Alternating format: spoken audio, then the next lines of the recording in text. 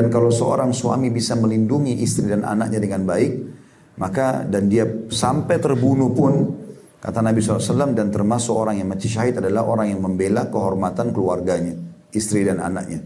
Ada perampok masuk ke rumah lalu kemudian kita bela, atau apa saja kehormatan keluarga kita, maka secara otomatis kalaupun kita terbunuh kita akan mati syahid.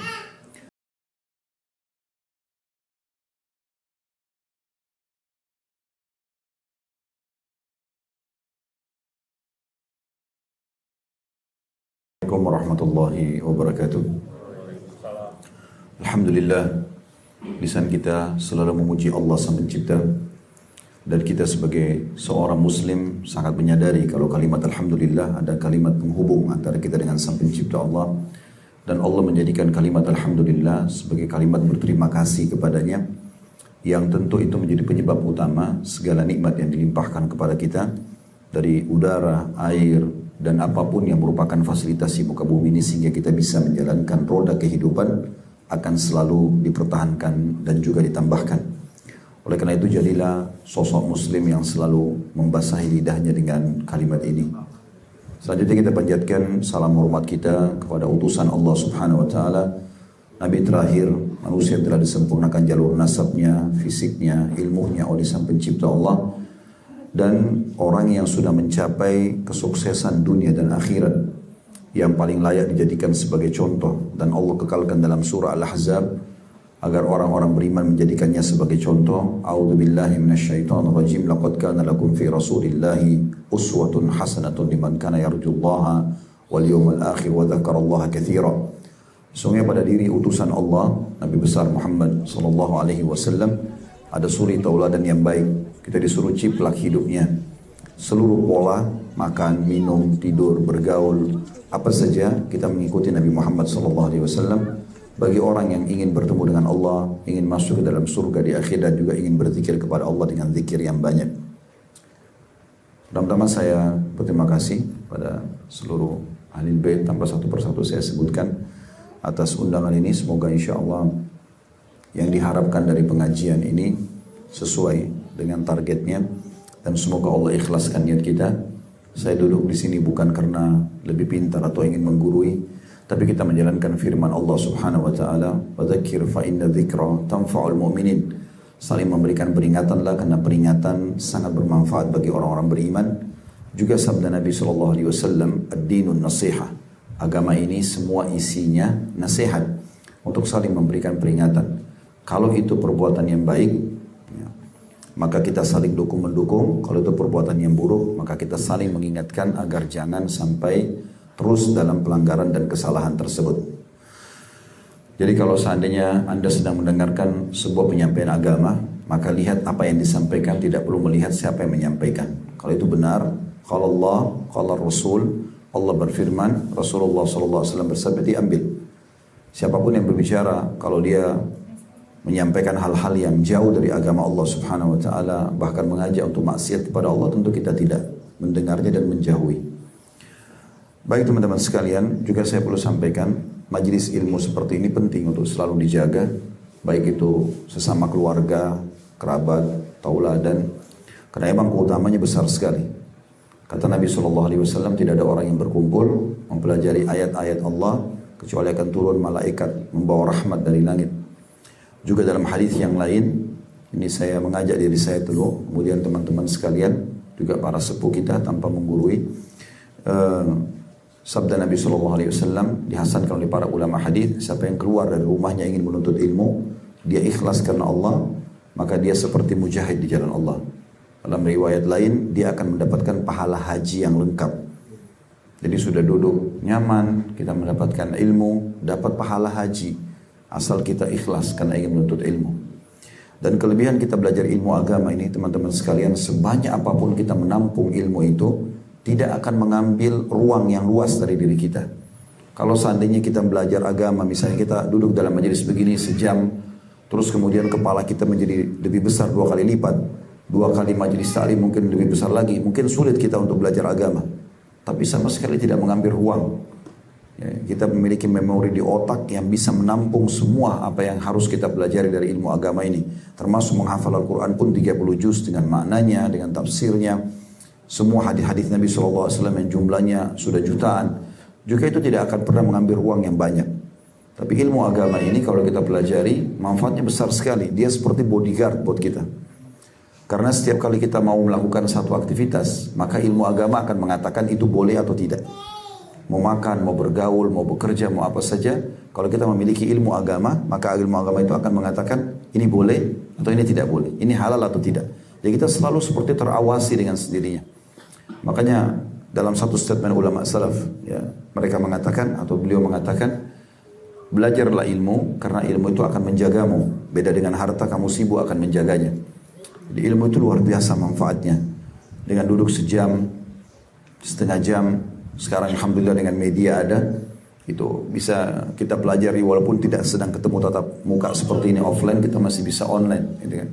Dan usahakan teman-teman sekalian selalu buat simbol dalam hidup kita, tidak ada hari tanpa ilmu. Belajar aja terus, terutama ilmu agama. Karena ilmu agama itu kata para ulama seperti sebuah titik kelihatan dari jauh. Kalau kita cuma lihat dari jauh, Islam itu seperti titik kecil. Tapi pada saat kita masuk ke dalamnya, kita akan temukan dia sebuah lautan yang luas. Kalau seandainya kita belajar dari kecil, baru lahir sampai kita meninggal, maka tidak akan pernah habis untuk mempelajari ilmu agama ini. Apalagi kalau seseorang bermalas-malasan hanya kapan ada kesempatan, kapan lagi mood, atau sebulan sekali, itu lama sekali. Allah Subhanahu wa Ta'ala sudah menjadikan kita minimal bertemu sekali sejumat. Setiap Jumat ada khutbah Jumat. Dan alhamdulillah sebagian besar kaum muslimin juga memaksimalkan 5 waktu sholat, ada kultum misalnya, mungkin dalam keluarga ada seperti ini, maka itu hal-hal yang sangat baik sekali. Baik teman-teman sekalian, judul kita pada kesempatan ini, rumahku adalah surgaku. Rumah ini disinggung dalam agama, dalam banyak dalil. Jadi memang kita disebutkan dalam sebuah hadis Nabi SAW, termasuk puncak nikmat Allah pada seorang hamba, itu justru di badan yang sehat, di tunggangan yang baik, dan rumah yang luas. Kenapa rumah disebutkan? Karena memang kalau rumah itu dibuat nyaman, ya, Masya Allah mungkin seperti kondisi tempat ini atau tempat-tempat yang lain, maka membuat kita juga jadi tentram di rumah. Dan kalau kita di rumah, kita lebih mudah untuk bisa beribadah kepada Allah Subhanahu wa Ta'ala.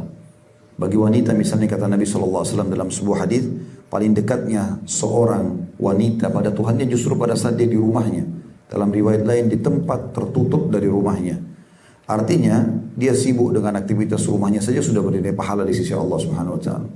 Begitu juga bagi laki-laki kata Nabi SAW, di antara orang yang sangat dekat dengan rahmat Allah Subhanahu wa Ta'ala, yaitu orang yang kalau tidak ada aktivitas lagi dia di rumahnya, sehingga dia selamat dari keburukan orang dan orang lain selamat dari keburukannya. Oleh karena itu kita sangat dianjurkan. Begitu juga dengan sholat sunnah. Kata Nabi SAW, sholat sunnah itu afdolnya dikerjakan di rumah. Ya, kalau sholat wajib di masjid kalau laki-laki, tapi kalau sholat sunnah dianjurkan di rumah. Kenapa? Supaya rumah itu hidup. Dan kata Nabi SAW, jangan jadikan rumah kalian seperti kuburan, gitu kan. Maka banyak sekali hal yang berhubungan dengan dalil-dalil syar'i masalah rumah ini. Nah rumah ini teman-teman sekalian, kalau kita juga seperti masa pandemi sekarang ini menjadi sebuah pelajaran penting ya.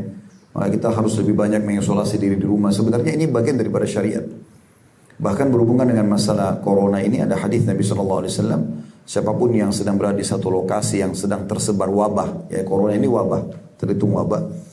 Kemudian dia bersabar di rumahnya, ada penyebutan rumah, ya, maka dia akan mendapatkan pahala syahid, pahala orang mati syahid. Walaupun dia kata Ibnu Hajar tidak meninggal dengan wabah itu, tetap kalau dia bersabar dan dia tetap di rumahnya, maka dia akan mendapatkan pahala mati syahid. Jadi selalu ada hubungan dengan masalah rumah. Itu juga sabda Nabi SAW, rumah yang di dalamnya berzikir atau dizikir, diingat Allah Subhanahu Wa Taala. Perumpamaannya dengan yang tidak dipakai berzikir seperti orang yang hidup dan orang yang mati. Jadi selalu ada penyebutan tentang masalah rumah itu. Oleh karena itu kita buat judul, rumahku adalah surgaku. Kita bisa menjadikan rumah kita sebagai tempat yang sangat nyaman untuk meraih hal-hal yang kita inginkan dari ketentraman jiwa. Duduknya suami istri berinteraksi, orang tua dengan anak, anak dengan orang tua, saudara dengan saudaranya. Mungkin bahkan majikan dengan bawahannya. Maka akan cukup cukup memanen pahala yang sangat luar biasa. Bagaimana anak pada saat bakti dengan orang tuanya dalam rumah saja, melayani kebutuhannya, sopan santun dan seterusnya sudah cukup menjadi pahala yang luar biasa. Itu juga seorang istri, seorang suami yang saling berebut memenuhi kebutuhan satu sama yang lain dalam rumah tangga juga pahala yang luar biasa gitu. Jadi dalam rumah saja itu sudah pahalanya luar biasa.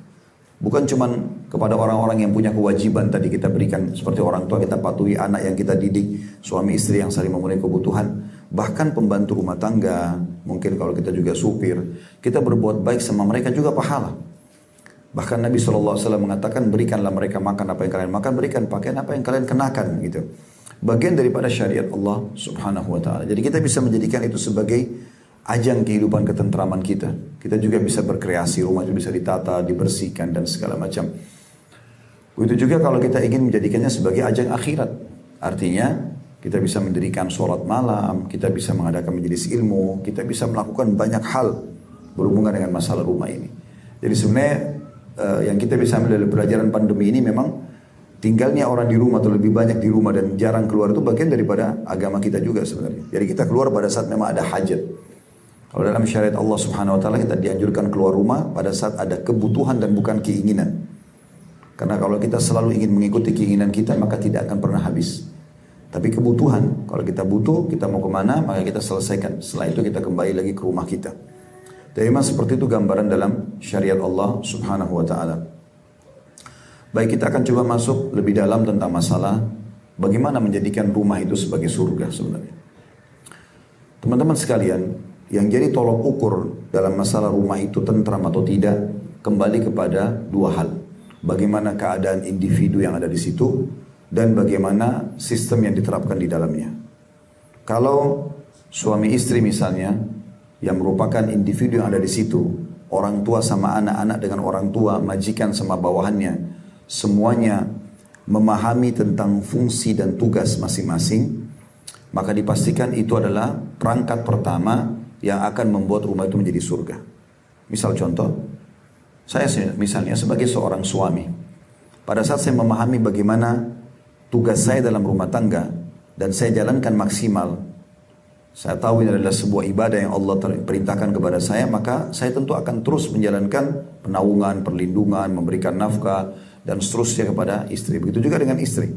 Pada saat dia memahami fungsi dia sebagai istri sesuai dengan apa yang Allah syariatkan, maka pasti akan maksimal juga. Dia akan melayani suaminya, dia akan menata rumahnya, dia akan merawat anak-anaknya dan seterusnya. Begitu juga dengan pada saat sudah punya anak, bagaimana anak-anak menghormati orang tua dan bagaimana orang tua mendidik anak-anaknya. Saya coba rincikan lebih dalam masalah ini. Teman-teman sekalian, sebagai suami misalnya kita mulai dari sini dulu. Allah Subhanahu wa ta'ala betul-betul menggantungkan surga yang akan dia dapatkan, kebahagiaan di dunia, ketentraman jiwanya, dan juga di surga di akhirat di rumahnya. Di rumahnya. Bagaimana Nabi SAW memastikan bahwasanya seorang suami itu punya tugas-tugas di rumah, dan kalau dia kerjakan akan berpahala besar. Saya kasih gambaran kepada istri saya begini. Saya bilang saya bersama kamu sedang bertugas, sedang bekerja di satu perusahaan namanya rumah tangga. Pemilik rumah tangga itu atau ownernya adalah Allah. Kapan saya menjalankan tugas dan kamu juga menjalankan tugas, maka kita dua-dua akan mendapatkan gaji. Itu rasionalnya. Tapi memang semuanya karena Allah. Bukan karena yang lainnya. Karena kalau teman-teman membangun rumah tangga itu bukan karena Allah, maka kita sulit menerima dukanya. Kita hanya mau menerima sukanya. Saya kasih contoh supaya nanti kita kembali ke masalah rumah tangga. Kalau ada orang pergi haji, biayanya besar, jaraknya jauh, kita harus nginap di kemah di Mina. Beda sekali orang yang kerjakan karena Allah dengan orang kerjakan bukan karena Allah. Orang kalau kerjakan karena Allah, sepanas apapun cuaca di sana, selama apapun ONH plus aja, itu masih pakai di atas 20 hari, 23 hari, 25 hari gitu. Kita harus kerjakan pekerjaan, tinggalkan negara kita. Ada yang tinggal di hotel bintang 5, tapi ada juga yang beberapa waktu seperti di Arafah, di Muzdalifah, di Mina, kita harus tinggal di kemah kan gitu. Dan kita merasakan sendiri pada saat jumroh panas, ya, kita harus jalan kaki, melempar, tidak bisa ada mobil ke tempat jumroh atau melontar gitu. Tapi kalau orang ikhlas karena Allah, kemudian dia pulang, kita tanya, Bapak, Ibu mau haji lagi enggak? Jawabannya pasti iya. Dia tidak peduli lagi dengan panasnya cuaca, jaraknya jauh, biaya besar, karena dia akan lakukan karena Allah. Tapi kapan orang kerjakan bukan karena Allah, maka dia mengatakan, mungkin saya tidak mau haji lagi, terlalu jauh, panas dan seterusnya, cukup sekali saja. Nah di sini perbedaan dasar, sama dengan suami dan istri dalam rumah tangga. Nanti juga anak sama orang tua sama anak. Ini perangkat pertama ya, yang harus ada supaya rumah itu menjadi surga. Nanti kita akan masuk perangkat kedua tentang masalah sistemnya. Nah kalau perangkat pertama ini sebagai suami misalnya, bagaimana seorang suami menjalankan tugas, itu saja sebenarnya. Yang merupakan kewajiban dia, yang merupakan hak istrinya. Jadi contoh misalnya, kewajiban pertama yang Allah bebankan sebagai setiap suami, firman Allah subhanahu wa ta'ala, a'udzubillahi minasyaitonirrajim, wa'ashiruhunna bil ma'ruf. Gaulilah para istri itu, para wanita di rumah itu dengan cara yang baik dan santun. Jadi bukan kejantanan laki-laki itu dilihat dari emosionalnya, bukan dari matanya yang melotot, bukan dari tangannya yang melayang, bukan lisannya yang tajam. Tapi seorang laki-laki terlihat justru kedewasaannya dari kebijaksanaan dan kedewasaan. Dan Nabi SAW sebutkan itu dalam hadis. Kata Nabi SAW dalam hadis Bukhari, "Laisa sur'atu bil ghadab." Bukan kejantanan, keperkasaan, kedewasaan. Ya. Semua itu kebijaksanaan dilihat daripada emosionalnya seseorang. Walakinna sur'atu man malaka nafsu indal ghadab. Tapi kedewasaan, kebijaksanaan dilihat justru pada saat dia bisa mengontrol emosinya. Jadi Allah memerintahkan itu sebagai bentuk ibadah, dan kewajiban suami yang pertama adalah wa'ashiruhunna bil ma'ruf. Gaulilah dengan cara yang baik. Kata Ibnu Abbas, gaulilah mereka dalam biologis dengan cara baik. Tapi secara umum ayat ini membicarakan tentang masalah kesopan santunan gitu.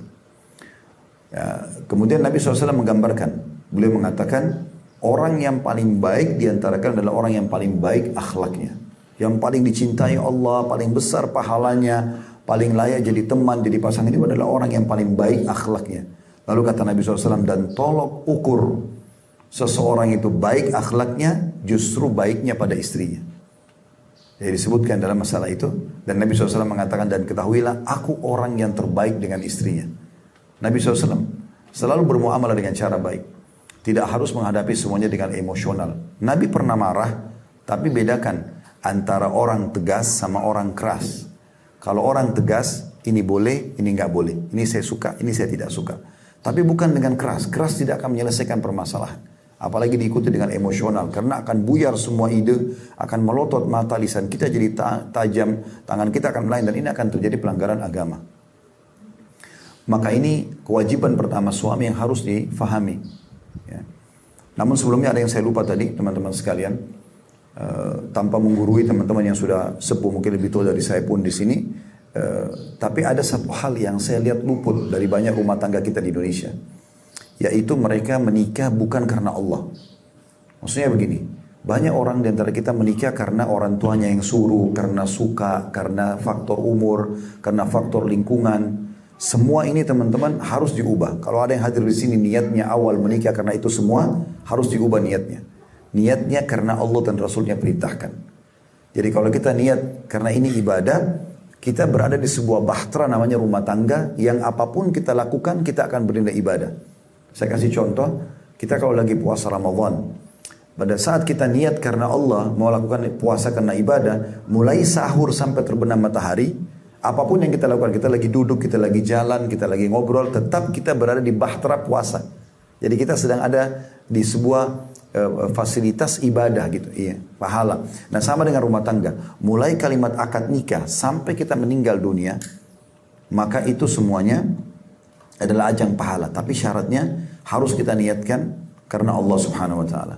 Jadi kalau niatnya dulu karena suka, karena cenderung, karena orang tua suruh, karena faktor umur teman-teman semua sudah menikah, ini harus diubah. Di detik ini pun kita harus ubah karena Allah Subhanahu wa taala. Kita kembali ke masalah tadi. Kewajiban pertama suami adalah muasyarah bil ma'ruf. Kewajiban yang kedua adalah memberikan nafkah, dan nafkah ini berkisar di 5 hal. Ini istri boleh menuntut suaminya, tapi sebatas kewajiban ini. Suami pun membatasi di kewajiban ini. Dalam kewajiban yang kedua itu memberikan nafkah. Dan ini berkisar di 5 hal, yaitu makanan, minuman, tempat tinggal, transportasi, dan juga pakaian. 5 hal ini yang dianjurkan untuk memenuhi dasar sekali dari istri. Sehingga dia selalu bisa betah di rumah karena semuanya ada. Mau makan apapun ada, mau minum apapun ada. Pakaian juga ada. Tempat tinggal juga layak semampu suami, dan juga transportasi. Dan ini yang Nabi SAW sebutkan dalam sebuah hadis, sesungguhnya istri kalian punya hak dari kalian, yaitu kalian menyiapkan pakaian yang terbaik dan juga makanan, minuman, pakaian dan tempat tinggal yang terbaik. Dan Allah Subhanahu wa taala menyebutkan dalam Al-Qur'an dalam surah At-Talaq, a'udzubillahi minasyaitonir rajim, askinuhunna min haitsu sakantum min wujudikum. Tempat tinggalkanlah mereka di tempat tinggal yang kalian tinggali, ya, sesuai dengan kemampuan kalian. Maka kalau bapak-bapak menyiapkan rumah itu karena Allah perintahkan saya untuk memberikan kepada istri saya ini agar dia tinggali, tidak harus diganti nama, tapi dia tinggal di tempat yang layak, sehingga dia selalu merasa nyaman saja di rumah itu, maka sudah cukup akan mendapatkan pahala. Selama tempat itu dipakai, ya air di kamar mandi dipakai, ya kursi di meja makan dipakai, di ruang tamu dipakai, ya lemari pakaian dipakai, apa saja, maka semua menjadi ajang pahala. Dan Nabi SAW merangkumkan semua itu, pengeluaran untuk makanan, minuman, pakaian, tempat tinggal, transportasi dalam sebuah hadis riwayat Bukhari Muslim. Kata Nabi SAW, dinar yang kau keluarkan untuk fakir miskin, maksudnya sedekah, dinar yang kau keluarkan untuk pembebasan budak, dinar yang kau berikan untuk fakir, orang yang terputus jalan, ya. Dan dinar yang kau keluarkan untuk dinar yang kau keluarkan untuk jihad, ya, bukan putus jalan, tapi dinar yang kau keluarkan untuk jihad, dan dinar yang kau keluarkan untuk keluargamu jauh lebih besar pahalanya. Nah, jadi masalah nafkah ini adalah hal mendasar sekali yang harus diperhatikan, gitu ya. Kemudian yang ketiga adalah keamanan dan ketentraman, keselamatan. Jadi kalau misalnya istri mengatakan ini di rumah ada bocor, maka tidak boleh seorang suami mengatakan iya nanti saya perbaikin. Karena biasa dianggap remeh, ya nanti aja. Ternyata mungkin dari situ masuk air, kemudian kena saluran listrik, lalu kemudian bisa nyetrum. Nah ini bisa berbahaya. Yang berefek-efek yang berbahaya bagi istri dan anak, ini akan menjadi tanggung jawab si suami. Dan tidak boleh dibiarkan sama sekali. Jadi kalau ada istri yang sudah mengeluhkan, kemudian suaminya bilang nanti aja. Ya, kemudian istrinya akhirnya pegang listrik, kemudian kesetrum dan meninggal, suaminya menanggung dosa membunuh. Karena dia bertanggung jawab di sini. Ini contohnya. Begitu juga perlindungan, misalnya dari kejahatan-kejahatan kriminal, orang yang ingin berbuat kejahatan ini harus dilakukan. Dan kalau seorang suami bisa melindungi istri dan anaknya dengan baik, maka dan dia sampai terbunuh pun, kata Nabi SAW, dan termasuk orang yang mati syahid adalah orang yang membela kehormatan keluarganya, istri dan anaknya. Ada perampok masuk ke rumah lalu kemudian kita bela, atau apa saja kehormatan keluarga kita, maka secara otomatis kalaupun kita terbunuh kita akan mati syahid. Kemudian yang keempat masuk dalamnya adalah masalah pendidikan. Dan pendidikan di sini lebih mendasar ke masalah pendidikan agama, terutama kewajiban istri harus diingatkan. Karena banyak suami mereka berharap istrinya menjadi seperti yang dia inginkan, tapi dia belum pernah mengarahkan didikannya ke sana. Kalau kita belum faham, maka kita bisa menggunakan fasilitas yang ada supaya memang bisa terarah kepada pendidikan agama itu. Allah Subhanahu wa taala menyebutkan dalam surah Tahrim surah nomor 66 ayat 6 masalah ini. A'udzu billahi minasyaitonir rajim. Ya ayyuhalladzina amanu qu anfusakum wa ahlikum nara wa quduha an-nasu wal hijaratu 'alaiha malaikatun ghiladun syidadun la ya'sunallaha ma amarahum wa yaf'aluna ma yu'marun.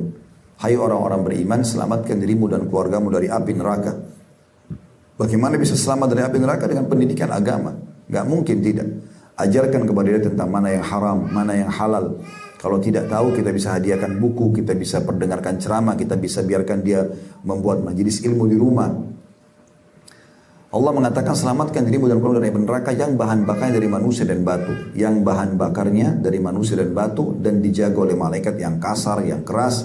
Mereka tidak pernah bermaksiat kepada Allah dan mereka selalu menjalankan apa yang Allah titahkan.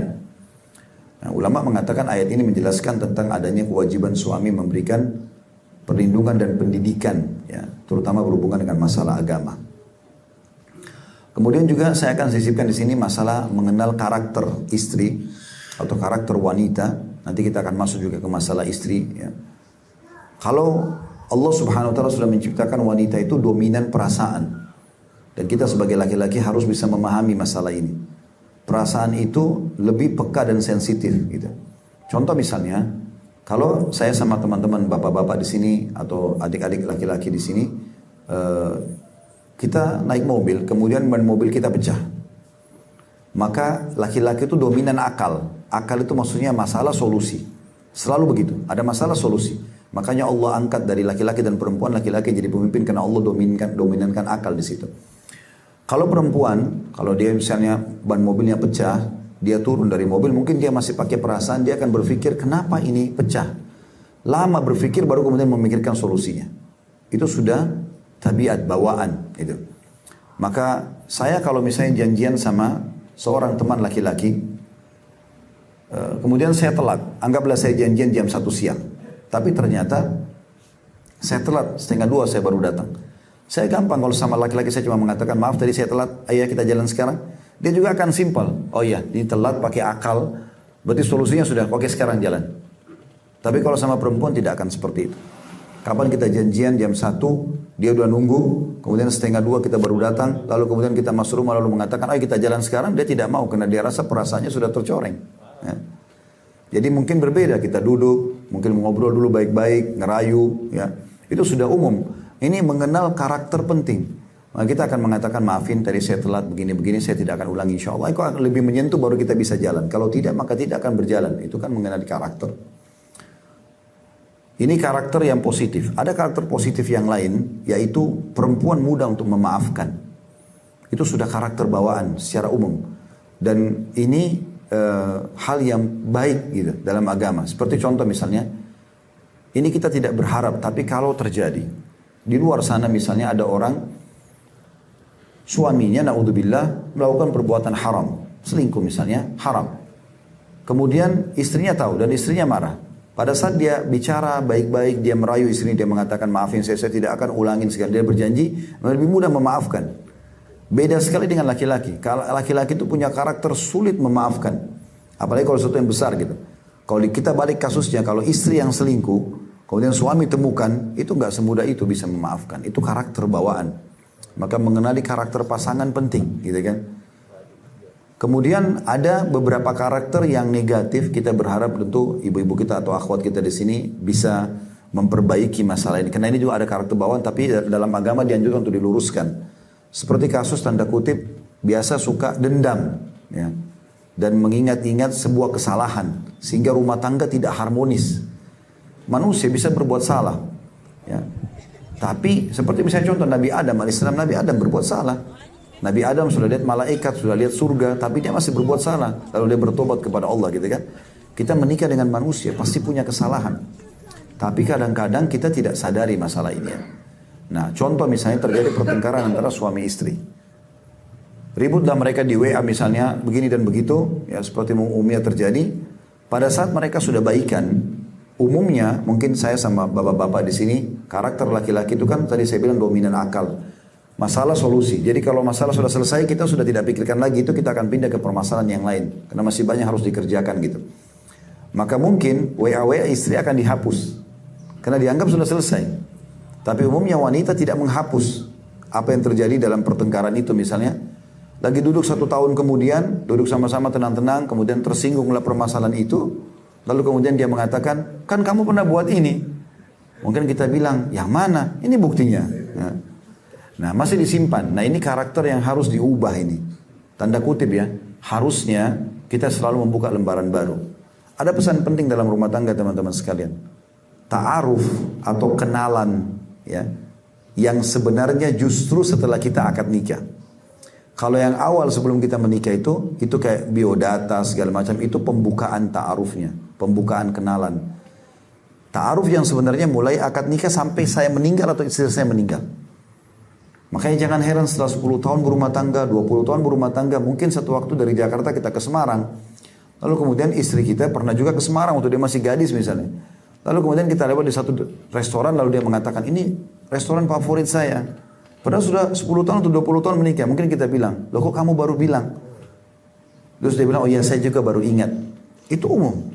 Itulah proses ta'aruf namanya. Jadi jangan pernah berpikir sudah 10 tahun, 20 tahun berumah tangga Anda sudah kenal semua pasangan Anda. Itu belum. Kita masih dalam proses terus kenalan. Makanya juga kadang-kadang ada karakter-karakter bawaan yang kita butuh waktu bukan dalam sehari 2 hari mengubahnya. Misal si suami biasa rapi, istrinya enggak. Atau terbalik, istrinya suka rapi, suaminya enggak. Sering kalau keluar kamar mandi, handuknya ditaruh sembarangan di atas ranjang, sepatu ditaruh sembarangan, segala macam, berantakan barang-barang. Ini mungkin sebuah karakter bawaan. Enggak bisa dengan sekali 2 kali tiba-tiba berubah gitu. Ini kan masa ta'aruf terus. Nah, Kelebihan pasangan kita jadikan sebagai ajang untuk menyempurnakan rumah tangga, kekurangannya justru ajang untuk mendakwahi, bukan untuk bermusuhan. Ya. Dan jangan selalu teman-teman membawa-bawa keluarga. Ya. Banyak orang begitu. Memang orang tua kamu itu. Ya. Dia punya masalah sama istri atau sama suaminya. Sekarang cuma berdua. Sekarang dia bawa memang orang tua kamu, dia bawa mertuanya sekarang. Berarti dia sekarang punya musuh 3 orang. Kadang-kadang ada juga mengatakan memang keluarga kamu itu. Kalau keluarganya 300 orang, gitu kan. Dia harus minta maaf dengan 300 orang. Kadang-kadang dia mengatakan memang suku kamu itu. Atau bahkan lebih besar, memang negara kamu itu. Nah ini hal-hal yang harus dihati-hati gitu ya. Maka ini penting untuk digarisbawahi mengenali karakter. Jadi ini dari laki-laki ya. Kurang lebih itu kewajibannya. Yang selebihnya adalah bisa kita katakan sunnah. Ya. Itu juga dengan kita, kalau kita balik istri. Kewajiban istri yang merupakan hak suami. Yang pertama sekali adalah ketaatan. Taat pada hal yang ma'ruf. Ma'ruf artinya bukan pelanggaran agama. Apapun itu yang sifatnya diperintahkan oleh suami, ikut saja. Selama bukan maksiat kepada Allah. Selama bukan maksiat kepada Allah. Dalam sebuah hadis yang sahih kata Nabi SAW, istri manapun yang sholat 5 waktu. Gak disebutin sholat sunnah.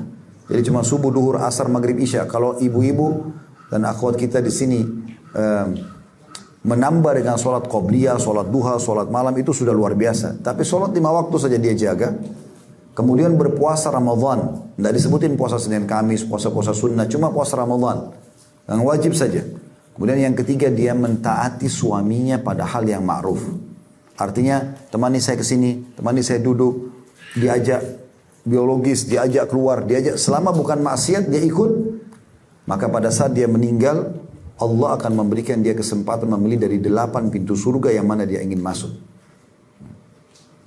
Dan dalam hadis yang lain, istri manapun yang membuat suaminya murka, maka yang di langit Allah pun murka padanya sampai dia membuat suaminya ridho. Ya. Jadi pahami dulu poin kewajiban ini. Poin nomor 1 nih bagi para muslimah. Kalau suami itu betul-betul tinggal dikemas dengan baik, orang ini Allah titipkan dan gantungkan surga saya pada dia. Bagaimana melayani dengan cara baik? Bagaimana memberikan yang terbaik? Apa saja untuk suaminya gitu. Ada teman saya dari Riyadh, beliau doktor juga, Dr. Saleh Hafizahullah. Cerita dengan saya, dia bilang. Saya biasanya kalau terbang, dia bilang, dari Indonesia, dia sering datang ke Indonesia, ada beberapa kegiatan sosial dan bisnis beliau. Dia sempat bilang saya kalau pulang dari Jakarta ke Riyadh itu 8 jam biasanya saya tidur. Dia bilang satu waktu saya pernah tidak bisa tidur 8 jam itu. Dia cerita sama saya. Terus saya tanya kenapa? Dia bilang karena di sebelah saya ada suami istri dari Indonesia. Duduk itu betul-betul mengusik saya dia bilang. Terutama istrinya, ibunya, istrinya. Karena dari awal naik pesawat kelihatan sekali ibu ini sibuk suaminya.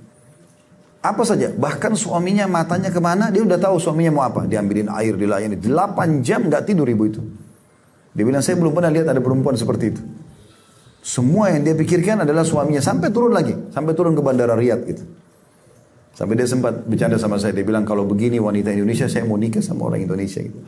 Dia tidak tahu kalau tidak semua wanita kita begitu kan. Tetapi ini salah satu contoh gitu. Ada memang wanita yang sudah memahami kalau suaminya tanpa lagi melihat fisiknya adalah sumber dia mendekatkan diri kepada Tuhannya, Allah Subhanahu Wa Taala. Sampai kata Nabi SAW, istri manapun yang meninggal, suaminya ridho. Ridho itu kayak merasa kehilangan, kecuali dijamin masuk surga. Jadi jangan sampai nanti ibu-ibu meninggal, suaminya bilang Alhamdulillah. Karena selama hidup buat masalah terus gitu kan. Ya, jadi itu masalahnya. Ini poin pertama, mentaati suami pada hal yang ma'ruf. Tapi kalau berbau maksiat nggak boleh. Kalau ibu-ibu disuruh buat sesuatu yang haram dalam agama, jangan ikutin. Kayak misalnya lagi puasa Ramadan, udah batalin puasa kamu. Nggak boleh. Karena itu kan wajib. Kita harus bedakan ya, mana hak wajib, haknya Allah dengan hak wajibnya makhluk. Begini maksudnya. Kalau kita sholat 5 waktu itu kan hak wajibnya Allah. Kan Allah wajibkan ya, kita harus kerjakan. Menjawab panggilan orang tua, kalau orang tua lagi panggil nak misalnya, atau menjawab panggilan suami, dipanggil istrinya, maka wajib juga menjawab. Tapi kalau ketemu antara wajib hak Allah dengan hak wajib hak makhluk, kita dahulukan hak wajibnya Allah. Lagi sholat 5 waktu, gak boleh ibu batalin karena suami panggil. Gak boleh ibu batalin atau kita batalin karena orang tua kita panggil. Tapi bedakan kalau hak sunnahnya Allah, misalnya lagi sholat sunnah, lagi puasa sunnah, ketemu dengan hak wajibnya makhluk, wajib didahulukan hak makhluk. Kayak misalnya kita lagi sholat sunnah, orang tua kita panggil, batalin sholat sunnahnya. Kita lagi sholat sunnah, suami panggil, batalin. Karena memang menjawab dia wajib, dan ini sunnah. Istri lagi puasa sunnah, suaminya panggil, suruh layani biologis, dia batalin puasa sunnahnya. Tapi nggak boleh terjadi kalau di puasa Ramadan atau puasa wajib. Nah ini salah satu bagian daripada hukum syariat Allah subhanahu wa ta'ala. Kata Nabi SAW, la ta'ata illa fi ma'ruf. Nggak boleh ada ketaatan kecuali pada hal yang dibolehkan. Dalam riwayat lain, la ta'ata li makhlukin fi ma'siyati khaliq. Tidak ada ketaatan pada makhluk yang berbau maksiat kepada sang pencipta. Ya, jadi itu ketaatan. Makanya ibu-ibu hati-hati mau keluar rumah izin. Apa saja suami. Cari ridho dia gitu kan. Bahkan kata Nabi SAW, istri ahli surga adalah istri yang kalau dia menyakiti suaminya atau disakiti oleh suaminya, maka dia akan datang memegang tangan suaminya sambil mengatakan, saya tidak bisa memejamkan mata saya sampai kau ridho kepada saya. Mungkin secara zahir, ibu-ibu kalau pikirkan hadis ini, seakan-akan, tanda kutip ya, menyudutkan wanita. Kok dia kalau menyakiti oke lah, tapi kalau dia disakiti pun dia yang datang sama suaminya. Allah lebih tahu bu ya.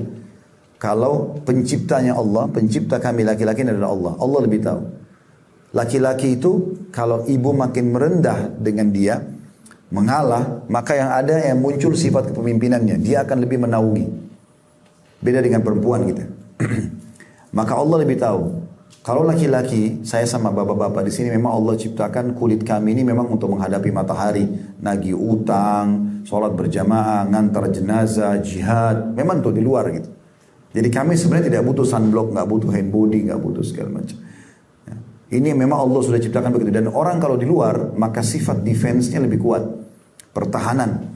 Ya. Kalau ibu mau menghadapi suami dengan cara seperti cara luar, ya, tanda kutip sini kayak cara premanisme ya, tanda kutip ya, marah-marah, melotot matanya, kasar kalau minta sesuatu, maka yang muncul adalah suami akan menghadapi ibu seperti menghadapi orang di luar sana. Tapi kalau ibu menggunakan justru yang Allah berikan, kelemah lembutan suara, lembutnya kulit, ya, memang ibu dikasih sifat kasih sayang lebih besar karena ibu hanya hamil, punya anak. Ibu memang punya sifat itu. Ibu gunakan itu, maka dengan itu pasti bisa meraih hati suami. Makanya Nabi SAW mengatakan, justru kalau ibu bilang, kamu salah, kamu buat begini, saya ada buktinya. Itu ada defense pasti.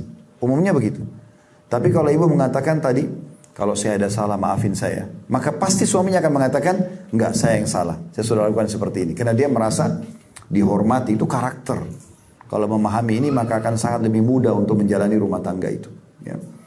Maka ini poin pertama yang harus digarisbawahi tentang masalah ketaatan. Jadi taatnya ibu pada suami pada hal yang ma'ruf, berarti taat kepada Allah subhanahu wa ta'ala.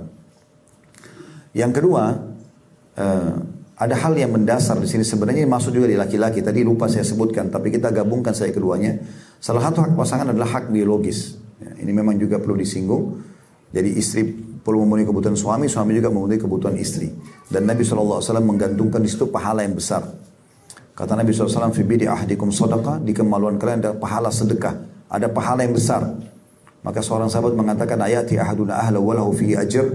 Apakah seseorang di antara kami melakukan interaksi biologis sudah nikmat kemudian dapat pahala lagi? Kata Nabi SAW, ara'aitum law wadatum fil haram alakumul wizr. Tidakkah kalian lihat kalau kalian letakkan pada yang haram, maka kalian dapat dosa. Kan orang kalau zina dosa. Kalau kalian berarti melakukan interaksi halal biologi, maka dapat pahala. Dan kadar besarnya dosa zina, begitulah kadar besarnya pahala yang didapatkan kalau orang interaksi biologi suami istri.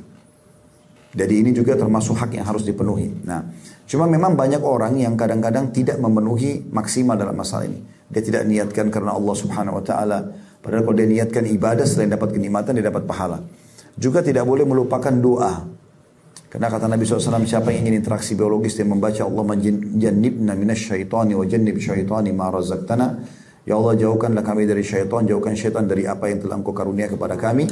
Kata Nabi SAW, kalau Allah karunia anak dari hubungan biologis tersebut, maka anak itu tidak akan pernah diganggu oleh syaitan selamanya. Maknanya tidak akan nakal gitu. Dia akan bakti dengan doa ini gitu. Kemudian juga banyak hal-hal yang diajarkan Nabi SAW seperti tidak boleh menggauli istri di kemaluan pada saat haid dan nifas. Ini hukumnya haram. Tidak boleh meletakkan kemaluan dalam dubur. Ini hukumnya haram. Ya, sebagaimana banyak orang belajar masalah biologis dari film-film porno, ini semua tidak benar. Karena mendukung perzinahan, melihat aurat orang lain, dan diajarkan dengan cara yang salah. Ya, karena Nabi SAW mengatakan siapa yang menggauli istrinya di kemaluannya lagi haid, atau menggauli di duburnya, ya, atau mendatangi dukun, maka dia telah kafir terhadap apa yang diturunkan kepada Muhammad sallallahu alaihi wasallam. Termasuk yang harus diperhatikan oleh para istri adalah tidak bolehnya keluar rumah tanpa izin, tidak bolehnya puasa sunnah tanpa izin. Karena Nabi SAW mengatakan tidak halal bagi seorang wanita yang beriman kepada Allah hari akhir berpuasa sunnah sementara suaminya ada, kecuali dengan izinnya. Ini juga termasuk adab-adab. Dan juga dalam hadis, wahai istri manapun yang keluar tanpa izin suaminya dari rumahnya, maka dia akan dilaknat oleh malaikat sampai kembali. Maka saya sarankan bapak-bapak di sini bagaimana memberikan izin global kepada istri, bagaimana istri juga meraih pahala dengan cara minta izin. Jadi ini kurang lebih gambaran tentang masalah suami istri. Kemudian teman-teman sekalian, kita harus pahami juga dalam masalah suami istri ini, kalau kita menikah dengan manusia, pasti manusia itu ada saatnya dia senang, dia sedih, dia marah, dia tenang. Maka ini semua harus juga kita pahami. Jangan selalu merasa idealis, semuanya harus baik. Kalau mau tidak ada masalah bisa nikah dengan balon saja. Dia mau marah, kita mau marah, enggak, dia diam aja. Tapi kalau sama manusia nggak bisa. Maka Abu Darda, radhiyallahu anhu, sahabat Nabi yang mulia, mengatakan kepada istrinya Abu Darda, ini sahabat Nabi daripada istrinya sahabiat Nabi, orang-orang yang mulia gitu. Dia mengatakan, wahai Abu Darda, kalau seandainya aku sedang marah, maka ridhokanlah aku. Jangan justru balas juga dengan emosi, maka tidak akan selesai. Dan kalau kau sedang marah, maka aku akan ridho kepadamu. Maksudnya aku tidak akan melayani dan aku juga akan memaafkan. Kalau tidak, maka tidak akan bisa berjalan rumah tangga ini dengan baik. Juga pada saat anak ada, kita pindah ke komponen individu yang lain, anak. Anak adalah amal jariah yang sangat besar. Kata Nabi SAW, semua yang kalian lakukan akan menjadi pahala buat kalian, dan termasuk anak kalian adalah amal kalian. Kayak saya sekarang ceramah di sini, walaupun kedua orang tua saya sudah meninggal rahimahumullah, mereka panen pahala saya. Karena saya lahir dari sperma ayah saya juga lahir dari di kantong sel telur ibu saya, dan juga tumbuh besar dari ASI beliau. Maka ini anak-anak adalah aset amal jariah. Kata Nabi SAW, termasuk hal yang paling besar pahalanya kalau yang ditinggal oleh seseorang yang meninggal itu adalah anak yang soleh. Cuma memang masalah anak ini ada hal-hal yang ingin saya berbagi. Ya. Yang pertama teman-teman, didikan agama pada anak-anak itu. Didikan agama. Jadi agama ini bukan pilihan tapi kewajiban. Banyak orang di antara kita menganggap agama ini kayak pilihan. Seperti orang kalau mau kuliah pilih fakultas agama saja. Bukan begitu. Dia walaupun kita nggak belajar formal atau legal di lembaga, maka agama ini kita punya kewajiban untuk kita pelajari. Kita harus tahu mana halal, mana haram. Itu yang akan ditanyakan nanti pada hari kiamat gitu. Maka didikan anak-anak kita masalah agama. Tidak ada ruginya mereka belajar agama itu. Kalaupun mereka ambil jurusan umum, tetap harus ada mungkin kursus ya tambahan. Mereka kursus Al-Quran, mereka kursus agama. Panggilkan guru-guru di rumah yang mereka bisa datang, kalau anak perempuan sama guru perempuan, laki-laki sama guru laki-laki. Maka ini penting. Ya. Yang kita sayangkan sekarang, bahkan banyak orang tidak mau memasukkan anaknya ke pesantren. Karena bahasa pesantren ini seakan-akan penjara.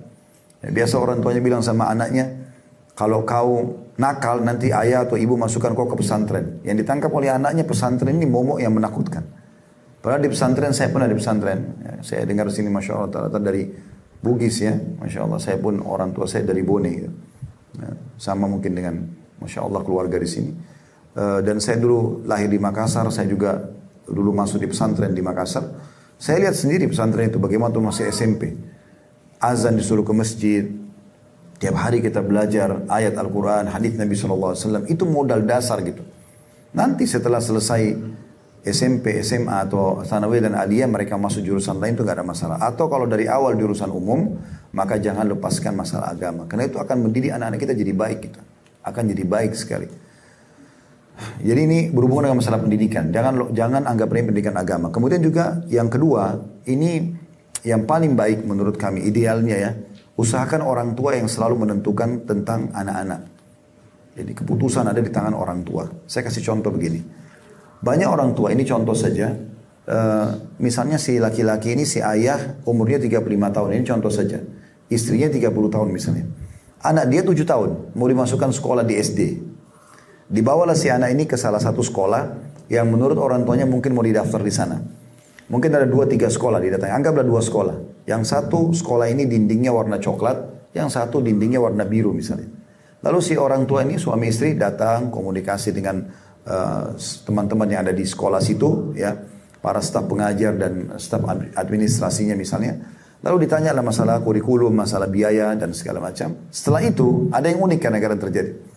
Kedua orang tua ini nanya anaknya, nak mau sekolah yang mana? Maka si anak ini kebetulan kena suka warna biru, dia akan mengatakan yang itu saja. Padahal anak ini tidak tahu kurikulum, tidak tahu biaya, tidak tahu jarak. Dan ini banyak terjadi kesalahan ini. Sehingga akhirnya anaknya menentukan di saat memang belum saja dia menentukan.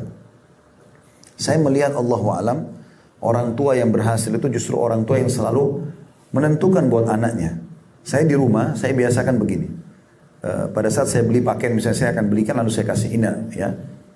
Saya kasih langsung, mereka tinggal pakai. Istri saya juga sudah membiasakan apa yang dia masak di rumah, apa yang disiapkan, maka itu yang dimakan oleh anak-anak. Kadang-kadang ada ibu-ibu tidak paham masalah ini. Dia niatnya baik sebenarnya. Dia bilang, nak pengen makan apa? Misal. Lalu anaknya bilang, saya ingin ayam goreng. Anggaplah begitu. Kita bicara anak-anak masih kecil ya. Kalau anak nanti sudah dewasa mungkin agak berbeda. Tapi kalau kita bicara masih awal kan mereka sama kita.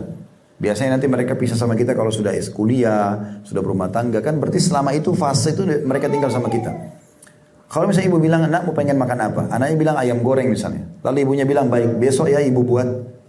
Ini contoh kasus. Besok ibu lupa masak ayam goreng. Pas anak kita ke meja makan, buka 7 sajinya, ternyata tidak ada ayam goreng. Kira-kira apa yang akan dia katakan? Mana ayam goreng saya ibu? Ibu bilang lupa nak. Ah ibu ini. Nah bahasa ah ibu ini, itu yang ditegur dalam Al-Quran. Apa yang Allah bilang? Wala taqul lahuma uffin. Jangan pernah ucapkan kalimat ah pada orang tua kalian. Jadi kita tidak sadar kita buat dia masuk ke alur itu, ya kan? Ah ibu ini, ah ayah ini, itu sudah cukup masuk dalam bab durhaka. Nah ini tergantung bagaimana orang tuanya mendidik dia gitu. Jadi kalau kita membiasakan dari awal, nah ini rezeki makan ya hari ini pakaian ya. Nah kita temukan anak-anak yang berhasil dididik seperti yang saya bilang tadi ini, dia akan semuanya, nah ini ayah mau masukkan kamu kuliah di sini ya, iya. Nah, ayah atau ibu mau nikahkan kamu sama ini ya? Iya. Semuanya iya. Karena dari awal memang orang tuanya bentuk seperti yang orang tuanya mau. Nah ini pola pendidikan yang kadang-kadang luput dari banyak orang tua gitu. Padahal sebenarnya ini sangat baik gitu. Makanya saya temukan, saya pribadi merasakan itu soalnya. Saya sampai umur 40 tahun pun sebelum ayah meninggal kemarin di Makassar, beliau meninggal corona tahun lalu di Agustus. Sebelum beliau meninggal, di umur saya pun yang sudah di atas 40 tahun, saya masih sering komunikasi sama beliau dan konsultasi gitu. Bagaimana menurut saya panggil Abah, bagaimana menurut Abah. Dan saya rasakan itu. Saya merasa tidak perlu lepas dari orang tua saya. Karena memang dari awal pola yang diterapkan memang seperti itu. Ini diantara hal yang positif sekali yang harusnya bisa diperhatikan. Tapi kalau sudah terlanjur berjalan, maka paling tidak kita sudah menerapkan apa yang Ali bin Abi Thalib katakan. Didik anak kalian dengan 7 kali 3 tahun. 7 tahun pertama itu semua dengan kelemah lembutan. Jadi memang apapun yang mereka lakukan memang ini waktu bermain di 7 tahun ini. Dia manjat, dia ini, dia segala macam itu sudah alamnya. Semua anak-anak hampir sama begitu. Maka gunakan kelemah lembutan. Contoh misalnya anak kita naik ke atas pohon dan kita tahu berbahaya. Di sini ada banyak orang tua marah-marah. Kau kenapa naik pohon nakal gini-gini? Dia akan takut turun dan bisa berbahaya. Bisa jatuh malah bisa luka. Tapi kita gunakan kelemah lembutan. Kita mengatakan anaknya, ayah atau anak ibu ini pintar naik ya. Pasti juga pintar turun. Pada saat dia sudah turun baru kita nasihatin baik-baik. Di 7 tahun pertama kelemah lembutan itu. Makanya Nabi SAW pernah lagi sholat dinaikin punggungnya sama Hasan dan Husain cucu beliau. Radhiyallahu anhum ajma'in. Itu beliau tidak angkat kepalanya. Lama sampai para sahabat mengatakan kami kira Nabi SAW meninggal. Karena lamanya sujud. Setelah salam baru sahabat lihat ternyata di punggung Nabi ada Hasan dan Husain. Begitu Nabi SAW contohkan mendidik anak ini dengan kelemah lembutan di 7 tahun pertama. 7 tahun kedua, dari 7 tahun sampai 14 tahun ini kelemah lembutan. Ketegasan. Tadi kelemah lembutan, yang ini ketegasan. Begini tegas. Ini boleh, ini nggak boleh. Ini ayah ibu suka, ini ayah ibu tidak suka gitu. Itu sampai 14 tahun. Di sini penanaman karakter. Jadi di situ dia tahu mana peraturan rumah, mana yang boleh, mana nggak boleh, dan dia akan patuh. Kalau selama kita selalu mengatakan ini. Dan dia akan selalu mengatakan, ibu, ayah, ini boleh nggak? Langsung kita mengatakan, oh ya boleh atau tidak boleh. Itu 7 tahun. Tegas tapi bukan keras ya. Kemudian yang ketiga, 7 tahun ketiga, 14 sampai 21 tahun ini dididik dengan musyawarah. Kita sudah biasa sering ajak dia bermusyawarah di saat ini. Ini saatnya boleh. Ya. Jadi tadi yang saya sampaikan itu contoh-contoh kalau masih kecil. Kalau dia sudah masuk di umur diajak musyawarah, maka boleh kita ajak musyawarah. Walaupun sebenarnya kita tidak ikutin sarannya. Contoh misal, suami istri mau beli mobil berwarna hitam. Mereknya misalnya merek A. Lalu anak kita sudah umur 18 tahun atau 19 tahun. Kita tanya, nak, ayah ibu mau beli mobil merek ini, warnanya hitam. Kalau kau pengen apa? Oh dia sebutkan, saya pengen merek ini warnanya merah. Nanti bapak ibu beli warna hitam tetap. Biarkan dia bertanya, loh kok belinya warna hitam? Kan kemarin saya mau warna merah. Ya karena ibu sama ayah berdua, kamu sendiri. Diajak bermusyawarah, biarkan dia terbiasa memberikan ide-idenya. Kata Ali bin Abi Thalib radhiyallahu anhu, setelah itu 21 tahun biarkan dia akan menjadi pemimpin di tengah-tengah masyarakat.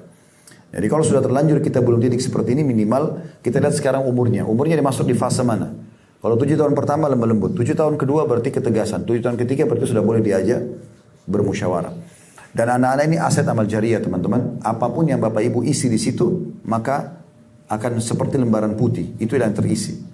Kalau anak-anak biasa teriak-teriak di rumah, berarti orang tuanya begitu biasa di rumah. Kan dia lihat apa yang dia lihat. Saya kadang-kadang subhanallah pernah lihat anak saya masih kecil, bapak ibu sekalian umurnya 2 tahun setengah gitu. Dia duduk, istri saya sampai shoutingin, dia pegang Al-Quran ibunya di rumah, mushaf sambil dia ngoceh-ngoceh, padahal dia nggak bisa baca. Ternyata karena dia biasa lihat istri saya pegang itu. Nah, pernah juga terjadi kalau seseorang misalnya di kasus lain, bukan di tempat kami alhamdulillah, tapi misalnya orang tuanya pernah marah banting pintu, maka anak menangkap itu, semua direkam. Dan rekaman ini berbahaya sekali, kapan dia salah maka akan salah semua ke depan, kapan dia baik maka akan baik ke depannya. Maka kita jadikan anak-anak kita sebagai aset amal jariah. Kemudian kita pindah ke komponen yang terakhir adalah masalah, atau dua komponen terakhir ya, yaitu masalah sebaliknya anak kepada orang tua.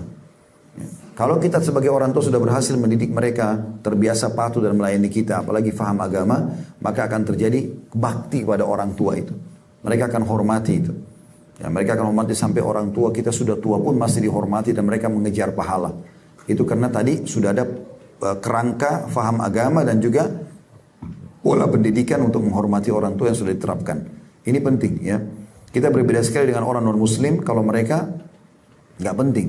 Kalau teman-teman lihat keadaan di negara-negara non-muslim itu, kalau mereka sudah mulai maju, berhasil, orang tuanya sudah tua, dimasukkan di panti jompo. Penuh di negara-negara mereka itu panti jompo. Padahal mereka masih sehat sebenarnya, tapi ditaruh panti jompo karena anaknya tidak mau urus. Sudah tinggal transfer uang tiap bulan kebutuhannya. Bahkan pernah terjadi di beberapa wilayah di negara-negara non-muslim, itu pada saat orang tuanya meninggal ditelepon, ini orang tua meninggal, ya sudah nggak apa-apa, berapa biaya pemakamannya saya transfer. Udah dia tidak lihat bahkan mati orang tuanya. Kalau kita tidak seperti itu dalam Islam. Ya. Makin kita dewasa, kita sudah balik, maka makin besar tanggung jawab kita kepada orang tua. Dan makin kita berbuat kebaikan-kebaikan pada orang tua, maka makin besar pahalanya. Apa yang teman-teman lakukan di sini kepada orang tuanya akan dibalas pada anak-anak kita nanti. Makanya Nabi SAW mengatakan, berbaktilah pada kedua orang tua kalian, Allah akan karuniakan anak yang berbakti pada kalian. Jagalah kesucian kemaluan kalian, Allah akan jaga kesucian kemaluan pasangan kalian. Jadi memang kaidahnya seperti itu. Jadi kalau dari sekarang kita bakti sama orang tua, pastikan anak-anak kita nanti juga akan diberikan seperti itu. Ada teman saya, dia bernama Ahmad ya, dipanggil Syekh Ahmad beliau, tinggal di negeri Syam. Waktu kami cerita tentang masalah bakti sama orang tua, dia cerita ada kejadian nyata di pasar di dekat rumah beliau di Syria. Dia bilang ada satu orang terkenal sekali bapak itu, sangat sayang sama anaknya, cuma satu anaknya laki-laki. Apa yang anaknya minta selalu dipenuhi gitu. Sampai satu waktu jalan di pasar, kemudian dia marah sama anaknya, anaknya minta sesuatu, bilang ayah tolong belikan. Ayahnya ini mengatakan maaf nak, uang masih belum ada di rumah. Tiba-tiba si anak pukul ayahnya. Anaknya dia udah dewasa nih, dipukul anak ayahnya. Maka hampir satu pasar itu, kata teman saya ini, mau ngeroyokan si anak tadi. Ini gimana caranya anak mukul orang tua, nggak masuk akal gitu. Tapi itu terjadi. Dan ayahnya langsung mengatakan begini, udah jangan dipukul anak saya. Maka ada satu orang situ yang kenal ayahnya ini, marah mengatakan, kenapa anda masih membiarkan anak durhaka seperti ini untuk tidak dihukum gitu. Dia bilang saya tiba-tiba teringat dulu waktu saya umur seperti waktu itu anaknya umurnya 18 tahun. Dia bilang saya ingat tiba-tiba di sini Allah ingatkan saya di tempat ini waktu saya umur 18 tahun pernah saya pukul ayah saya juga. Allah hukum kasus yang sama di tempat yang sama gitu. Ya, jadi sebaliknya kalau kita bakti sama orang tua kita juga akan dibakti. Itu sudah umum. Nah ini komponen yang harusnya dibangun dengan baik. Hubungan yang baik terjalin ya. Kemudian yang terakhir adalah komponennya antara atasan sama atau pemilik rumah sama pekerja. Teman-teman sekalian yang menjadi PRT kita, yang menjadi supir kita itu manusia. Mereka kalau keadaan ekonominya seperti kita maka tidak akan menjadi seperti itu. Mereka maaf, tanda kutip bukan hewan yang bisa semau kita saja menyiksa mereka, menyusahkan mereka. Ada kadang-kadang orang karena kurang pengetahuan agamanya, maka tidak mau kenal jam, tidak mau kenal waktu. Tidak ada waktu istirahat bagi pembantu di rumah tangganya. Maka biar jam berapapun harus dipaksa dan seterusnya. Ya, alasan saya sudah bayar kamu, saya sudah begini dan begitu. Ini tidak boleh. Allah subhanahu wa ta'ala akan mengawasi kita. Ingat teman-teman, kita punya Tuhan satu. Dan Allah ini maha adil. Saya kasih contoh begini, sebelum kita masuk ke masalah pembantu atau pekerja kita atau staf kita di kantor, kalau ada kucing lewat, kemudian tiba-tiba Anda ini iseng tendang kucing itu. Anda pikir, oh kucing, dia tidak bisa melawan. Dia kesakitan meraung kemudian dia pergi. Atau dia ya, kesakitan dia pergi. Tapi jangan lupa, satu waktu Anda akan jalan nanti, dengan sepatu baru di jalan yang lurus tapi Anda akan keselio jatuh. Hukuman dari Allah karena Anda pernah menendang kucing itu. Allah punya cara. Maka hati-hati. Dan ada dalam Islam namanya syamata. Syamata itu menganggap remeh orang. Hati-hati. Umar bin Khattab berkata begini radhiyallahu anhu. Kalau seandainya ada seorang wanita hamil lewat di hadapanku, lalu aku mengatakan, ih perutnya besar ya. Aku khawatir Allah pun membuat perutku besar pada saat itu. Itu namanya syamata, nggak boleh. Kita nggak boleh anggap remeh orang. Kalau ada orang lebih rendah secara ekonomi, secara fisik daripada kita atau jenjang-jenjang yang lain, maka kita bersyukur kepada Allah Subhanahu Wa Taala. Bukan justru kita gunakan untuk menilai atau menghina orang lain. Ini penting, karena bisa berbalik keadaan itu. Allah bisa membalikkan keadaan yang naudzubillah kita tidak berharap itu tentunya, gitu kan? Pernah ada satu kejadian nyata, ada suami istri, masya Allah hidupannya mampu gitu, tapi ini kisah itu ya, si laki-laki ini suami ini pelit sekali. Ada orang minta-minta, orang miskin minta-minta, selalu ditolak sama dia. Istrinya selalu memberi. Satu waktu ada orang ketuk-ketuk pintu, terus dia lagi makan malam, istrinya buka pintu, ternyata orang miskin. Dia sampaikan suaminya, ada orang minta, nggak usah dilayani, suruh pergi saja. Maka istrinya mengatakan, coba membela. Ini sudah berapa kali orang yang datang minta, kenapa tidak mau dikasih? Sedekah itu baik. Intinya terjadi perdebatan pada saat itu, tetap dia tidak mau. Maka suaminya marah-marah. Kalau kau tidak mau ikut sama saya, tidak ingin terserah. Pokoknya mau ribut lah, mau tinggal, mau berpisah pada saat itu. Subhanallah, kejadian terjadi berumah tangga itu berjalan dalam 1 tahun ke depan, cerai suami istri ini. Dengan hikmah Allah terjadi perceraian. Setelah cerai, ekonomi suami jatuh, maka jadi miskin dia. Lalu berjalan, mungkin perempuan ini menjanda sekitar 2 tahun, dilamar oleh seorang laki-laki yang kaya juga. Menikahlah. Setelah menikah, berjalan waktu, beberapa waktu gitu berjalan, terjadi mirip kasus itu. Kasusnya adalah lagi makan malam, dan suaminya sekarang ini orang baik, dermawan gitu. Ada yang ketuk-ketuk pintu.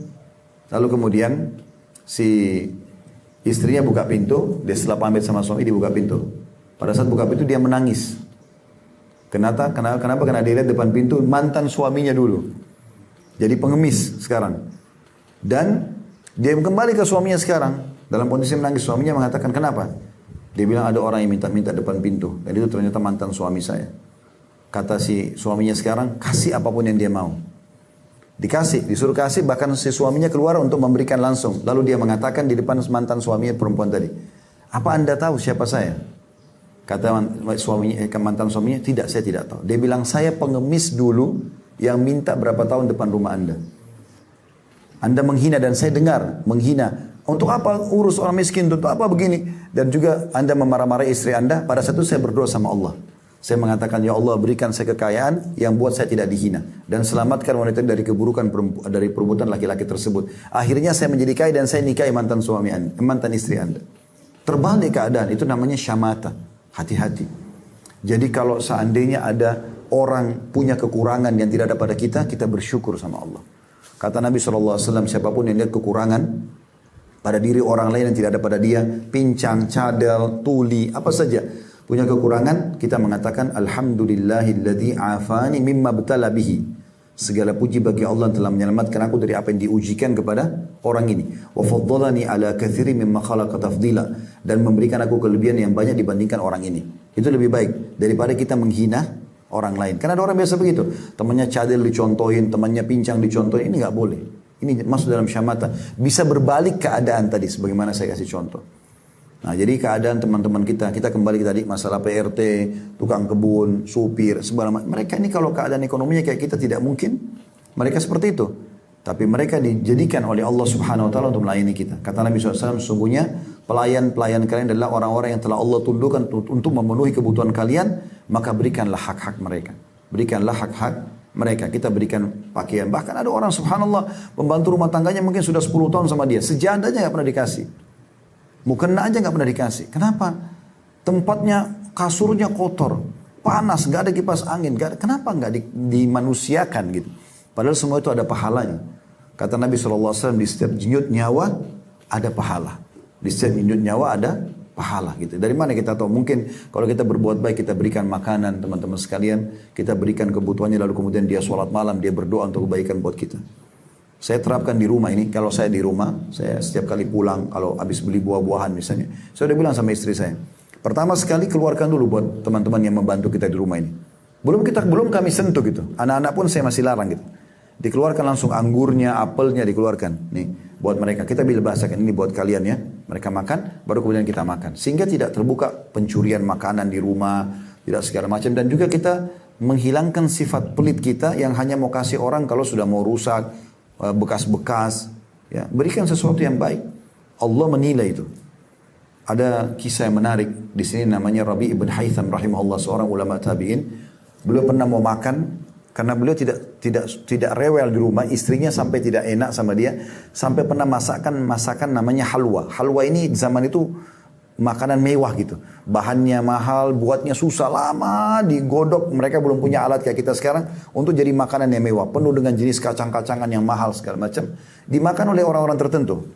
Satu waktu Rabi ibn Haytham ini kedatangan muridnya dari luar kota. Kemudian istrinya tahu, istrinya buatkan makanan halwa itu. Dihidangkan di depan Rabi ibn Haytham ini. Pada saat dihidangkan, anaknya keluarkan, anak laki-lakinya keluarkan. Baru dia mau ambil potongan makanan sama tamunya. Tiba-tiba ada yang ketuk pintu rumah. Maka dia pun kasih isyarat anaknya suruh buka pintu itu. Dibuka pintu itu. Begitu dibuka, di depan pintu orang gila. Digambarkan dalam kisah ini, orang gila ini kotor sekali pakaiannya, penuh dengan debu, dan maaf ini kisahnya begitu. Air liurnya netes-netes. Minta makanan. Maka Rabi ibn Haytham tunjuk wadah piring yang ada halwa tadi, makanan mewah itu. Anggaplah Bapak Ibu mungkin tahu makanan yang favoritnya apa, biasa dibeli. Itu mahal misalnya, mewah gitu. Itu disuruh hidangkan, suruh kasih ke orang gila. Orang gila disuruh kasih itu. Anaknya sebagai anak yang patuh bawa. Dan niatnya mau kasih satu aja. Satu potong. Tapi begitu dibawa ke depan orang gila lihat makanan enak, diambil semua. Dimakan sampai habis. Setelah habis dilempar piringnya dan tidak terima kasih, pergi. Karena dia orang gila gitu. Anaknya Rabi ibn Haytham rahimahullah ambil piring itu, ditutup pintunya. Kemudian dia masuk. Begitu dia masuk ke dalam, dia bilang, ayah, dia duduk dengan santun. Karena ini anak berbakti. Dia bilang, ayah, semoga Allah selalu jaga anda di atas kebaikan. Dia doakan kebaikan ayahnya. Dia bilang, itu tadi yang datang, orang gila. Dia tidak tahu nilai makanan yang kita kasih. Ini tolong di garis bawah ya. Dia bilang, dia tidak tahu nilai makanan yang kita kasih. Kalau seandainya tadi anda suruh saya ambil roti gandum kah atau apa saja makan di dapur, kan bisa. Kenapa harus halwa, makanan yang ibu saya buat setengah mati dan untuk anda gitu? Maka Rabi ibn Haytham menjawab, dan ini jadi pelajaran kita. Dia mengatakan, wahai anakku, kalau seandainya, ya, ayo anakku, kalau seandainya dia tidak tahu nilainya makanan itu, tapi dia tidak tahu nilainya, maka Allah tahu nilainya. Tidak penting siapa yang terima. Tapi yang penting bagaimana kita memberikan karena Allah. Seperti itulah ya. Jadi tidak usah melihat pembantu itu makan apa. Tidak penting. Yang penting Allah tahu kita memberikan dia yang terbaik. Bukan pas-pasan. Ya. Coba berikan yang terbaik. Teman-teman kalau masuk restoran, makan makanan yang enak, beli porsi yang sama, coba kasih ke tukang parkirnya. Coba kasih ke orang miskin yang bawa gerobak pinggir jalan. Coba bersedekah sesuatu yang baik gitu. Karena Allah akan menilai semua itu. Nah ini komponen yang pertama dalam masalah rumah surga ya, bagaimana setiap individu itu melakukan tugas masing-masing dan juga saling menghormati. Yang kedua tentang sistemnya. Nah sistem ini maksudnya adalah bagaimana kita menerapkan sistem Islam dalam rumah, membangun rumah tangga yang Islami, ya, rumah tangga yang Islami. Sering terdengar tilawah Al-Quran, kita sayangkan kan kadang-kadang tilawah Al-Quran didengar kalau ada orang mati saja. Padahal sebenarnya tilawah Al-Quran harusnya didengar setiap saat gitu kan. Kemudian ilmu ya. Sekarang ada banyak di YouTube, di medsos Anda bisa ikutin, bisa diputar di TV, dikonekin di parabola, ada TV kabel segala macam. Ini biasakan hidup suasana itu. Juga tidak kalah penting teman-teman sekalian, hidupkan salam dalam rumah. Biasakan. Salam itu begini. Assalamualaikum artinya maknanya ya, semoga keselamatan dunia akhirat untuk kamu. Jadi kalau suami bilang sama istrinya Assalamualaikum, istri bilang sama suaminya Assalamualaikum, orang tua pada anak, anak pada orang tua Assalamualaikum, bawahan sama atasannya, atasan sama bawahan mengatakan Assalamualaikum, artinya dia sedang mengatakan semoga keselamatan dunia akhirat untuk kamu. Kalau kita tambah warahmatullah dan semoga rahmat Allah, makna rahmat karunia, rezeki, selalu bersamamu, wabarakatuh dan semoga berkah, maksudnya berkah cukup. Nah kalau Bapak Ibu baca Assalamualaikum itu 10 pahalanya. Warahmatullah 10. Wabarakatuh 10. Jadi sayang kalau kita potong-potong gitu ya. Makanya dalam sebuah hadis pernah Nabi SAW dalam majlisnya lagi duduk, ada satu orang masuk, dia bilang begini, Assalamualaikum. Satu gitu saja. Lalu Nabi jawab, Nabi mengatakan lahu asyarah. Orang ini dapat 10 pahala. Datang orang kedua bilang Assalamualaikum warahmatullah. Maka Nabi jawab, Nabi mengatakan lahu ishrun. Orang ini dapat 20 pahala. Datang orang ketiga mengatakan Assalamualaikum warahmatullahi wabarakatuh. Lengkap. Nah, dia duduk, Nabi jawab, Nabi mengatakan lahu thalathun. Orang yang dapat 30 pahala. Bayangkan teman-teman kalau kita setiap hari kerja kita begitu. Berapa kali kita telepon-teleponan dengan istri, dengan anak, atau kita masuk rumah. Kenapa enggak ucapin salam? Masuk depan pintu salam dan lengkap. Kata Nabi SAW, siapa yang masuk ke dalam rumahnya, depan pintu, depan pagar atau depan pintu, mengucapkan salam, syaitan di sekitar rumahnya akan berkata pada teman-temannya, tidak ada tempat nginap untuk kalian malam ini. Salam itu membuat syaitan gak bisa masuk di rumah. Begitu hadis Nabi SAW. Dan siapa yang makan baca bismillah, maka syaitan akan berkata dengan teman-temannya di sekitar rumah dia, tidak ada makan malam untuk kalian malam ini. Jadi salam itu sangat besar manfaatnya. Kata Nabi SAW, tidak akan masuk surga kalian sampai kalian beriman, tidak akan beriman kalian kecuali kalian saling mencintai, dan maukah saya tunjukkan perbuatan kalau kalian kerjakan kalian akan saling mencintai, yaitu kalian mengucapkan salam di antara kalian. Ini jarang dihidupkan. Ketik WA, ketik pesan apapun, Assalamualaikum warahmatullahi wabarakatuh. Coba ucapkan itu, hidupkan itu. Setiap masuk saya lihat di Saudi ini hidup sekali ya. Jadi istri ketemu suami, walaupun berpisah sebentar, masuk rumah ucapkan salam. Ke ruang tamu masuk ke kamar tidur aja, Assalamualaikum. Bahkan teman-teman mungkin aneh mungkin kalau kita di Indonesia melihat ini ya. Tapi ini terjadi di Saudi. Kita kalau naik di pesawat di Saudi, domestik ataupun internasional, kalau penerbangan Saudi, kita sudah duduk nih. Yang masuk pasti ucapin salam itu. Siapa pun penumpang yang biar tidak kenal. Ya, kalau kita masuk lift, kita di dalam lift ada orang masuk, pasti dia ucapkan salam. Kita naik di bus, orang masuk pasti ucapin salam. Hidup sekali salam itu. Saya pernah di salah satu pasar di mall di Jakarta, saya mau sholat, kebetulan di lantai 7 musolahnya. Saya tanya, di lantai 7. Saya pas mau masuk, ini pada mau ke musola semua kita. Begitu buka pintu, saya Assalamualaikum warahmatullahi wabarakatuh. Semua lihat muka saya. Ini siapa orang ini gitu kayak nggak kenal, karena salamnya hanya pada orang yang dikenal kan. Padahal kata Nabi SAW, termasuk amal yang Allah cintai memberikan salam pada orang yang dikenal dan tidak dikenal. Kemudian juga yang penting, teman-teman sekalian dalam sistem adalah selalu ucapkan kalimat baik. Ya. Baik kepada istri, kepada suami, kepada anak. Apa kata Nabi SAW? Jangan pernah ucapkan kalimat buruk untuk diri kalian, untuk keluarga kalian, istri dan anak, dan untuk harta kalian. Karena bisa saja malaikat lewat mengaminkan dan terjadi. Contoh misal, anak kita aktif. Anak kita aktif. Sebenarnya bukan nakal ya.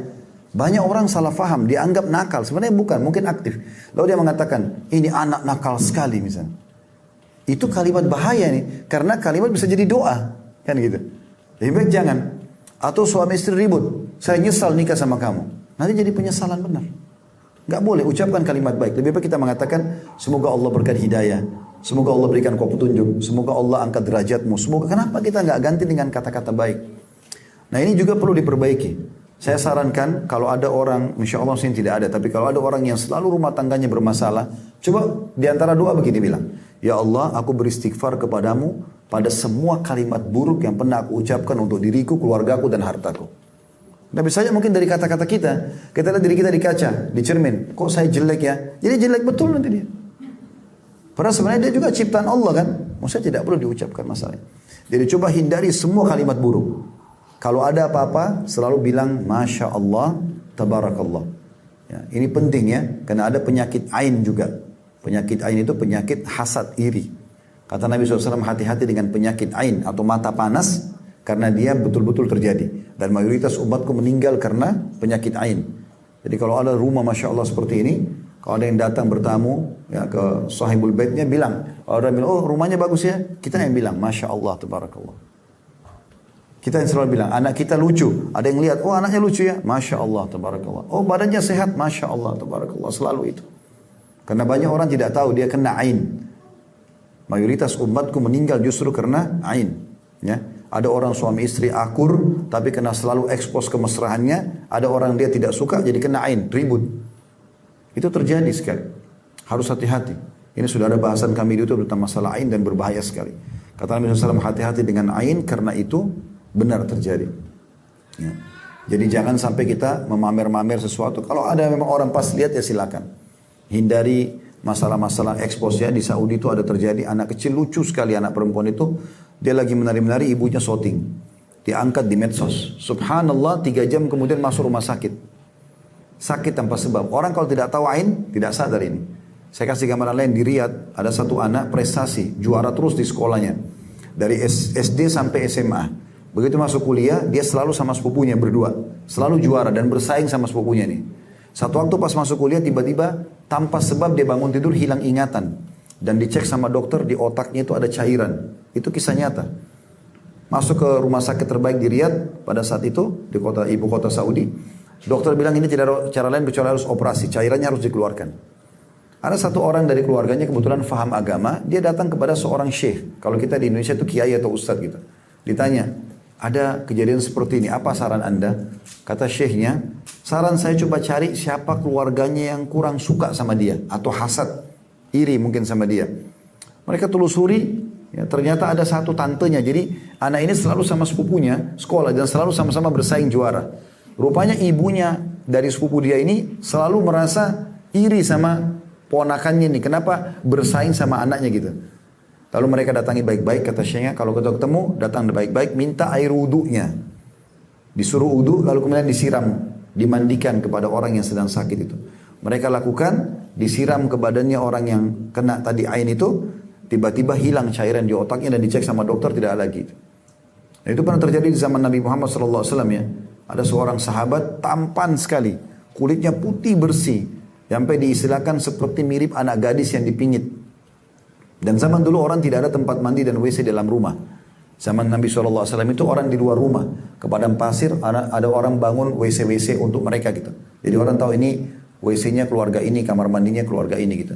Nah untuk laki-laki dari pelapa-pelapa kurma itu biasanya cuma sampai di kepala saja. Jadi bagian kepala kelihatan. Untuk perempuan tertutup semua. Itu membedakan kamar mandi zaman dulu.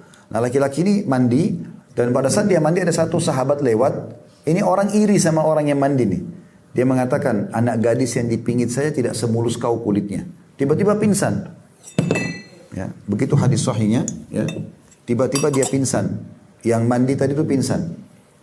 Pada saat dia pingsan dilaporkan kepada Nabi Muhammad SAW. Ya Rasulullah begini kejadiannya. Kata Nabi SAW, siapa tadi yang lihat dia waktu mandi? Mereka bilang si fulan. Lalu Nabi panggil. Nabi bilang, kenapa kau tidak bilang, ya Masya Allah, Tabarakallah. Kenapa kau tidak puji Allah pada saat lihat orang ini? Disuruh dia wudu atau disuruh dia mandi lalu disiram kepada orang yang pingsan tadi lalu dia bangun. Nah ini contohnya gitu kan. Kalau di Saudi itu sudah biasa di rumah-rumah orang, biasanya di depan pintunya dikasih kaligrafi Masya Allah, Tabarakallah. Jadi orang begitu masuk rumah, lihat itu dulu gitu. Ya, biasanya begitu. Tapi kalau tidak kita ucapin aja gitu kan. Kita ucapin itu kalau misalnya ada orang yang puji ya.